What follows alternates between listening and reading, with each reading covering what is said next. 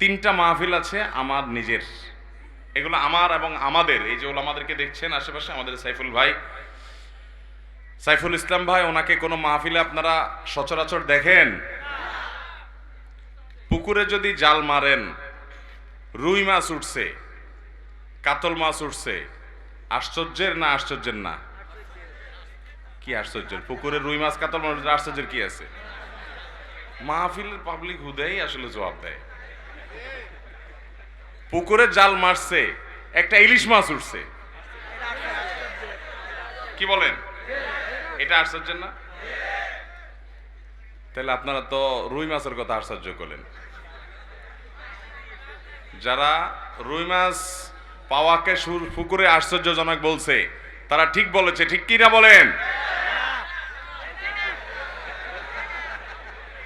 দেখেন, মাহফিলে ঠিক কি না কোনো ঠিক বেঠিক, এরকম বেদিশা হলে কি লাভ হবে রে ভাই? যাই হোক, যেটা বলতেছিলাম, পুকুরে জাল মারার পর যদি একটা ইলিশ উঠে, তাহলে তো এটা পত্রিকা নিউজ হয়ে যাবে, তাই না?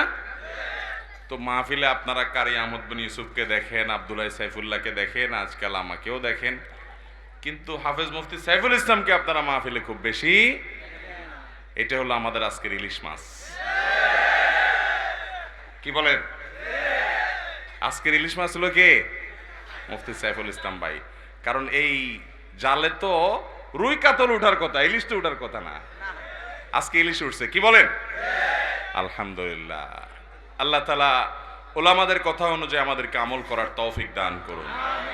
কোনো মাহফিলে বসে বসে ওয়াজ শোনার সময় আমাদের হয় না, কিন্তু ওই যে তিনটা মাহফিল বললাম, এই তিন মাহফিলে আমরা স্টেজে বসে থাকি। শুধু আমি না, এই যে সাইফুল ভাই, আব্দুল্লাহ সাইফুল্লাহ, আবার অন্য প্রোগ্রাম আছে নাহলে উনি, আমরা শেষ পর্যন্ত বসে থাকি এই মাহফিলে।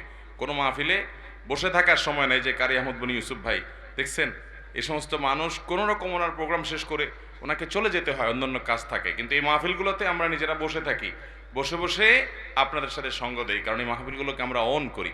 আল্লাহ তাআলা আয়োজকদেরকে ইখলাসের সাথে কাজগুলোকে, এই মাহফিলকে শত শত বছর টিকিয়ে রাখার তৌফিক দান করুন। এবং সেই সাথে স্বেচ্ছাসেবক ভাইরা, এখানে একটা মাদ্রাসা আছে, আমাদের নিশান ভাইরা মাদ্রাসা গড়ে তুলেছেন। আপনারা এলাকাবাসী অনেকে আন্তরিকতাপূর্ণ সহযোগিতা এবং দোয়া করেন। এই মাদ্রাসাকে আল্লাহ রাব্বুল আলামিন ইলমের বাগান হিসেবে কবুল মঞ্জুর করুন, বলেন আমিন।